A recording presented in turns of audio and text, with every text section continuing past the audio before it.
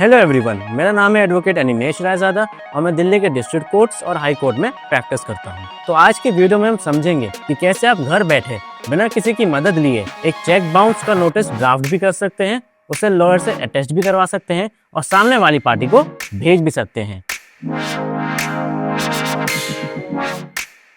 अब cheque bounce notice होता क्या है?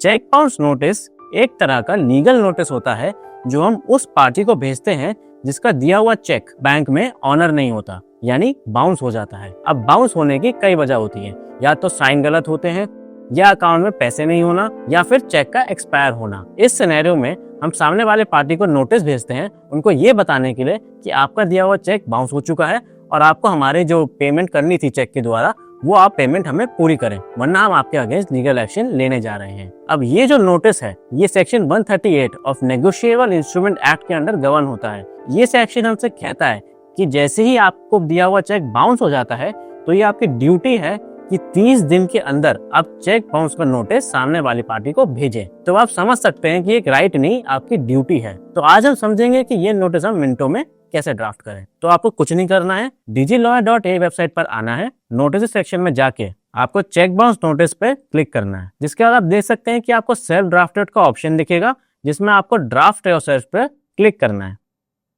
यहाँ से आप देख सकते हैं कि आपके सामने ये फॉर्म खुल जाएगा। आप देख सकते हैं कि इसमें आपसे पहले टैब में ये पूछा गया कि आपके और अपोजिट पार्टी के बीच में रिलेशन क्या था और दूसरी चीज आपके केस का बैकग्राउंड क्या है। तो वो इन्फॉर्मेशन आप यहाँ फिल करेंगे।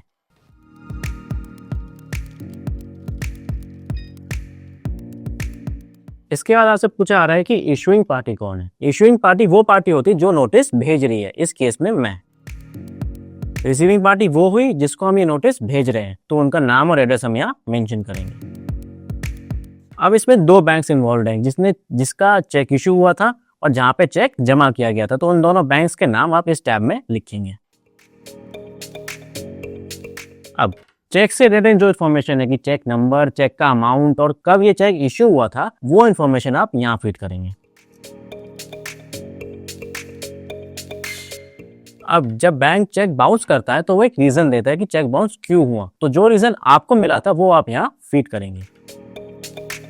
अब जब रिटर्न मेमो आता है तो उसका नंबर क्या था, उसका डेट क्या था, वो आप यहाँ मेंशन करेंगे।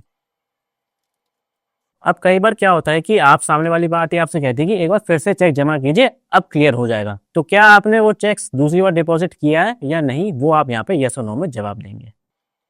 अब चेक बाउंस होने के बाद और ये नोटिस भेजने से पहले क्या आपने सामने वाली पार्टी से पैसे मांगे थे या फिर ये कहा था कि जो चेक का अमाउंट है वो क्लियर कर दीजिए। तो आपने किस मोड में कम्युनिकेशन किया था और लास्ट टाइम कब कम्युनिकेट किया था, वो इन्फॉर्मेशन आप यहाँ फीड करेंगे। अब उस चेक पे कितने अमाउंट था, अब उस चेक के थ्रू आपको कितने पैसे मिलने वाले थे, वो इन्फॉर्मेशन आप यहाँ लिखेंगे।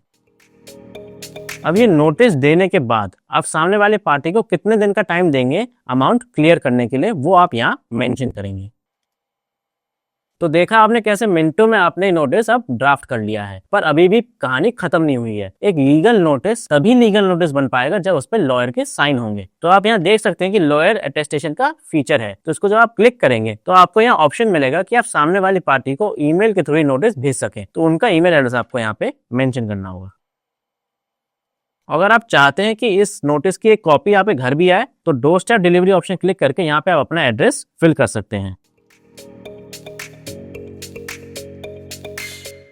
अब इसके बाद आप पेमेंट के लिए प्रोसीड कर सकते हैं। पेमेंट का फ्लो बहुत इजी है, आप यूपीआई, बैंक या डेबिट क्रेडिट कार्ड से पेमेंट कर सकते हैं।